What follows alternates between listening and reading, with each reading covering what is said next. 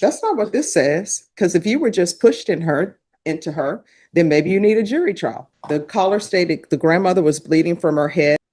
And was there a MIC evaluation done on this?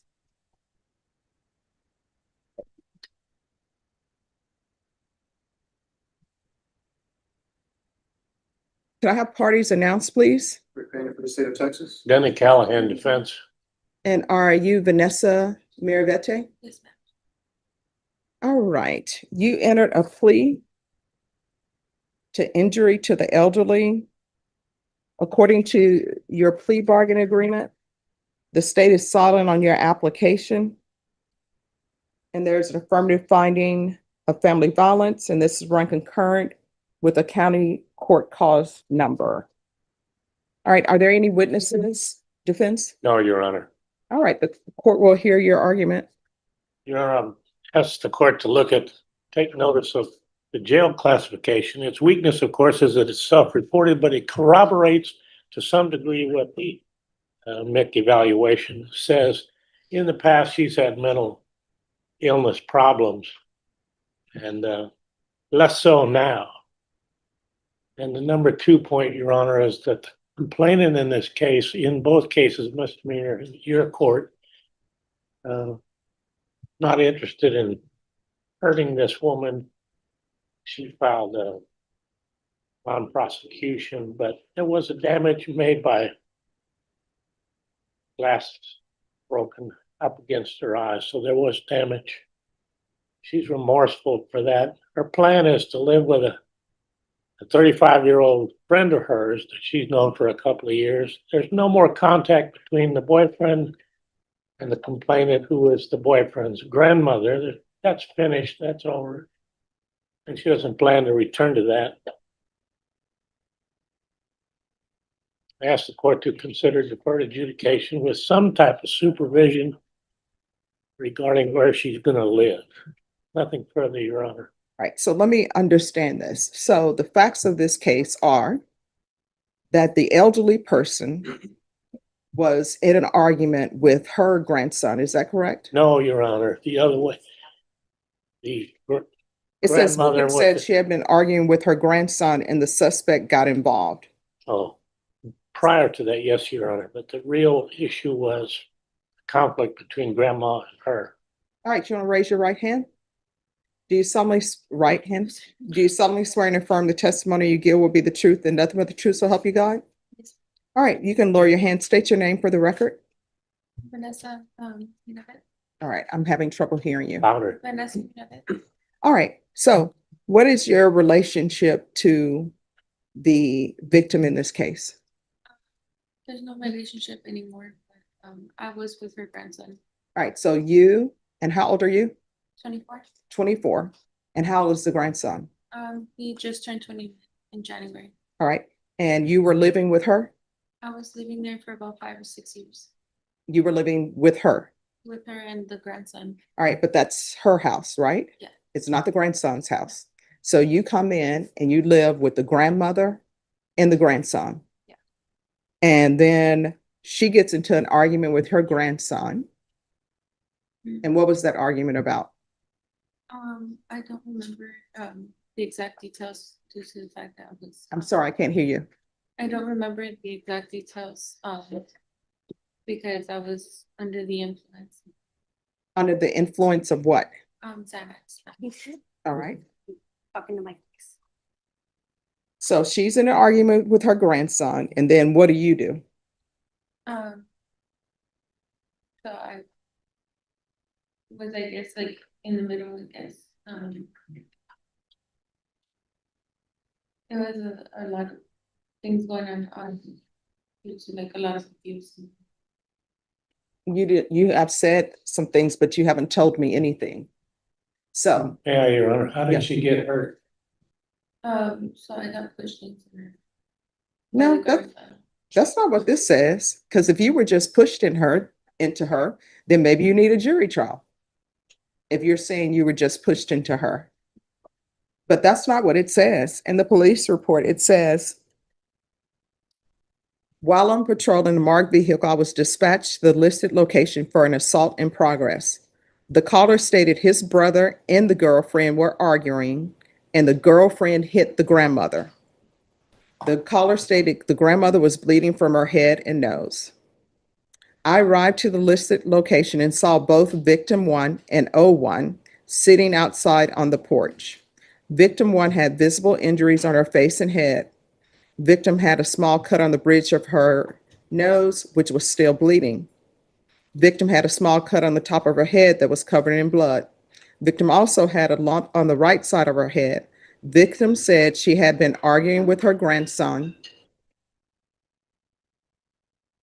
Victim said she had been arguing with her grandson, and the suspect got involved and began to argue with her. Victim said she doesn't remember how or what she was hit with, but the suspect walked up to her and hit her.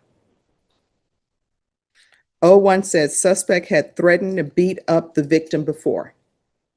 So unless you were on Xanax all the time you were at that house? I was on Xanax for the last 2 years that I was living there. Mhm.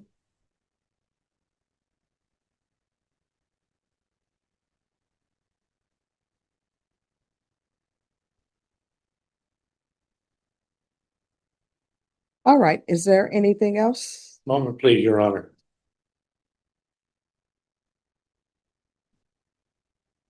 Nothing further, Your Honor. So why were you not living with your parents?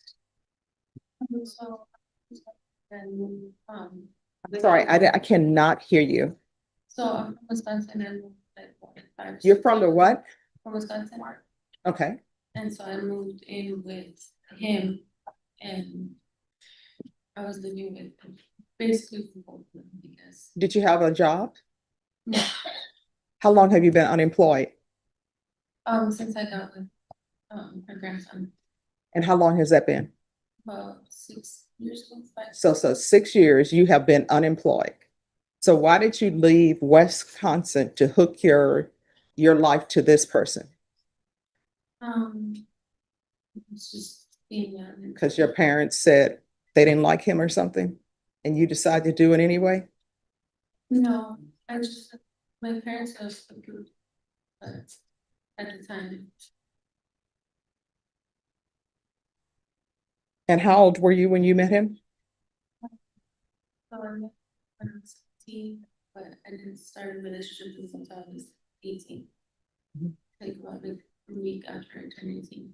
And how far did you go in school? 9th grade. Ninth grade? Yeah, so it sounds to me like you were not listening to your parents. Did your parents want you to get your degree or no? They did, so I was, taking care of my mom. My mom is disabled, and so I was taking care of her, working at the time, and I had a part-time job going to school. And I was taking care of my mom, which she's disabled, and my little brother who's also with autism. So I felt like I had a lot on my plate, and so I chose to work instead of go to school. And then you chose to leave them on their own because you wanted your own life. Well, my mom had got married and stuff, so she met her husband, which he still takes care of. Mhm. All right, what is her criminal history?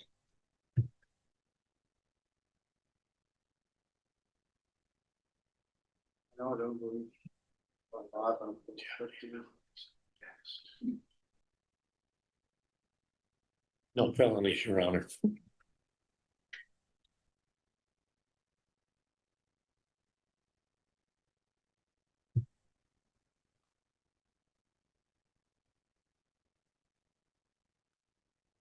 So the only history she has are just the 2 cases that have been before your honor, which is this injured elderly and then the concurrent misdemeanor. Violation of protective order? Yeah. And is that with the same person? Yes, It's with the same person, yes, your honor. And when did that occur? That occurred about a month after this took place. So she had Your a, Honor, brief summary of those facts if you'd like. well, what date was the violation of protective order, the offense date? December 17, 2024. This happened November 27th. All right. So you want to tell me about this violation of protective order?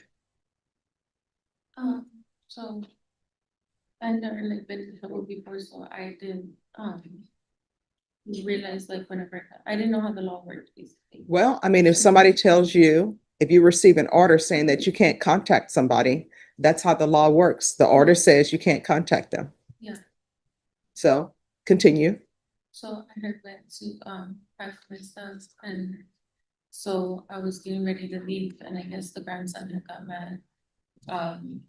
That I was getting ready to leave because I was wanting to leave him too. Um, I was with him for 6 years, on and off abusive relationship, so. Because I didn't really have family here in San Antonio, it was harder for me to like just walk away from a relationship. All right. And what is this case about? The violation of protective order? So essentially, the same victim in this injured elderly case had concerns that there were other people in the house she doesn't aware of. So she calls 911, police respond, she lets them into the house and they find this defendant hiding in the closet of her boyfriend's room. And she's removed from the. All right. So obviously you knew there was a protective order because otherwise you wouldn't be hiding in the closet. Well, I was forced into the closet. The grandson had threatened me into going into the closet. The story you're telling me makes absolutely no sense. You have a protective order that you're not supposed to be there. You go there anyway. And now you're saying that you were hiding in the closet because the boyfriend told you to hide in the closet. Well, he was very abusive. He had weapons and things like that, so I was very afraid of him. My family could testify to the abuse as well. They had called the police on him multiple times before all this occurred. And when they called the police on him before, what did you do? Did you do an affidavit of non-prosecution or say, my family is not telling the truth? So they never gave me like the option or like explain that to me how the affidavits work. Or No, anything I like mean, that. it's either you said yes or no, because times have changed. When when the police are called out for an abusive situation, your attorney will tell you somebody's getting arrested. Yeah, so. Now, after the he would fact, get arrested and his sister would bail him out, within like a few hours, so he would be home immediately after being arrested. So even when he had a protective order, the first time he got arrested, he was still back and he was. Because because the protective order, the house you were staying in, that's not your house. That's his grandmother's house. You all are adults just decided to impose yourself on his grandmother. You're there, you don't have a job, and you're just living off the grandmother. No. And I have now, income, still from my family. no, you told me that you hadn't worked in 5 years or 6 years. Yeah, so due to the relationship, I wasn't able to work and I also didn't have, like, my birth certificate for a long time, so I had to get it sent out. Here's the thing. I don't even know if you understand what you're saying to me. You keep changing your story. You told me you didn't have employment, that you hadn't worked for 5 to 6 years. And then now you're telling me, no, I wasn't just living off the grandmother. I had my own money. No, you didn't. You hadn't been working. I mean, you're saying, but you're telling me completely different stories. And now you're telling me that you have a 35-year-old that you're going to live with. Who is this 35-year-old? It's a friend of mine. Who? I don't know how to explain it. It's a friend of mine. What's the name? Jennifer Jennifer what? Ramos. And where did you meet her? So me and her know each other through mutual friends, and then we met. I don't know. I guess like in the neighborhood and stuff. I'm sorry, met what? In the neighborhood, I guess, or So you're just meeting people in the neighborhood and now you're going to live with them? Does she have any children? What are their ages? 23. She has a 23-year-old, a 15-year-old. And then she has one that I think is like 10 years old. All right, so if I give you probation, I'm not allowing you to live in homes that have children in them. So, and do you know who all lives in that home other than her and the children? No, it's just them. Hmm? It's just them. Are you sure? Have you been to the house? Do you know she has a boyfriend? She doesn't have a boyfriend. All right, so when have you been to the house? So I was there once. I don't remember exactly when, like I said, I was like, Was that before or after the violation of protective order? that was before. All right. Counsel, I don't know if she would be a good candidate for probation. I really don't know. The remedy of sending to prison is a far worse remedy than trying to find a place for her to live, Your Honor. Well, I know the state is asking for the minimum.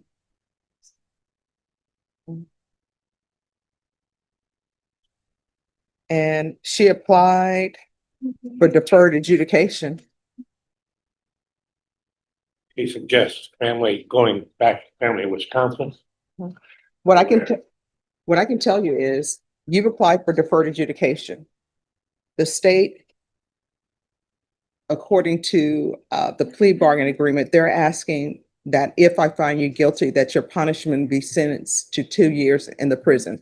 That's the minimum. If I grant your application for deferred adjudication and you're unsuccessful, you're looking at 10 years in the prison, potentially. Do you understand?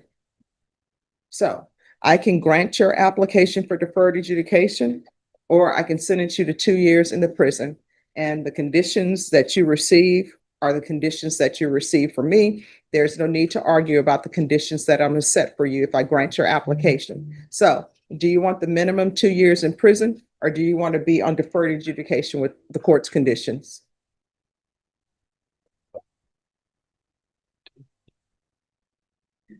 Are you sure? Because let me just tell you, you know yourself better than your attorney knows you, better than I know you. I know that you've been dishonest with me today, but your choices are, and you need to think long and hard about it. 2 years is the minimum. The range of punishment for this offense is anywhere from 2 to 10 years in prison. If I grant you deferred adjudication, if for some reason your deferred adjudication is revoked, you're looking at potentially 10 years in the prison and up to a $10,000 fine. So you know whether or not you can complete this successfully or not. Part of being on probation is you are not allowed to use drugs, period. There's no marijuana, there's no Xanax, none of that. And I'm not going to allow you to reside in any home with children. You're an adult. You need to get your own place. You need to stop depending on other people. Do you understand? So, do you want the 2 years in the prison or do you want deferred adjudication? All right. Yes. Yes. All right. This is what the court will do. The court is going to sentence you to 8 years deferred adjudication. There's a $1,500 fine. Time and money will run concurrently. Oh, I'm sorry, state. Oh, you're right. Thank you. State your excuse. I appreciate that. So there's a $1,500 fine probated. Proof of employment within 30 days of release. There's to be no employment as a home health care provider or with minors. There's to be no residing with minors or anyone over the age of 55. There's to be regular reporting by Zoom or in person. There's to be regular random UAs. There's an affirmative finding of family violence. There's to be no contact with Carmen Rivas or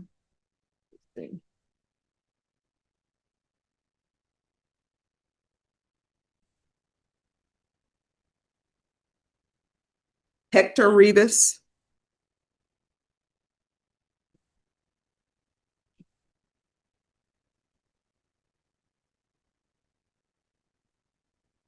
This is to run concurrent with 2025 CC 003873. Can I see the Mickey evaluation again, please? Thank you.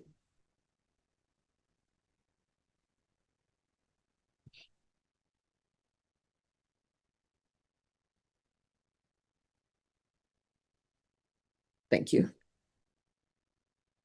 In custody, the following: a referral to felony drug court and a TAP evaluation. If not accepted in felony drug court, follow all TAP recommendations. There should be 200 hours of community service restitution. 100 of those hours will be deemed satisfied. You're going to obtain your GED. Do you understand? And the other 100 hours will be deemed satisfied if she obtains some type of trade school certificate or higher level of education. Do you have any children? No, All right, and you're saying you're thinking about a transfer to Wisconsin? yes. Which county? I'm not sure the exact county, but it's in Milwaukee. All right, let me see what Google tells us.